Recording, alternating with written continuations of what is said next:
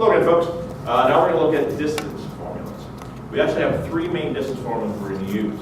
And I'm not just going to give you the formulas, but I'm going to give you the conditions when you use each of these formulas. The first one is simply distance equals velocity times time.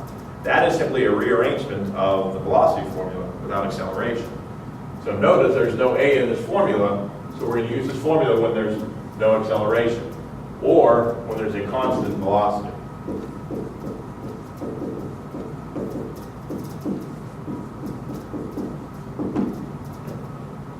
The other two formulas, naturally you see a, either d equals 1/2 at squared, or d equals v sub o times t plus 1/2 at squared.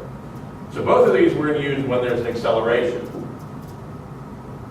But the difference between these two is when the object is starting, or I should say how the object is starting. If it's starting in motion or if it's starting from rest. Now previously we learned that if it's starting from rest, the initial velocity is 0. If you take 0 times anything, say for instance here, 0 times your time, we'll wipe out that term. What's the only thing left? That 1/2 at squared. So the d equals 1/2 at squared is acceleration, but when the object also starts from rest. And this third lengthy formula, the v sub ot plus 1/2 at squared, is acceleration not starting from rest.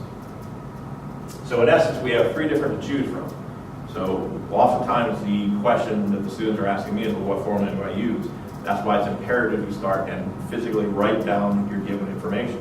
When you write it down, it becomes concrete. Another suggestion I have is to have a formula list in front of you.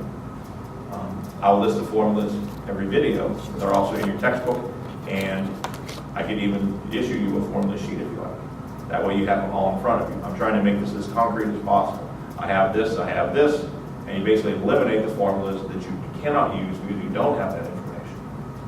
Now granted, keep in mind, you're not always going to be asked to solve for the same quantity. You may have to rearrange the formula, but you still have to choose the formula the same way. But again, first formula for distance, the d equals vt, that's when it's traveling with no acceleration for a constant velocity. 1/2 at squared is acceleration starting from rest.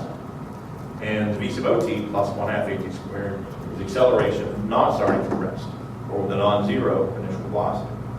In the next video, we'll give you two examples that show you how to use two of those formulas.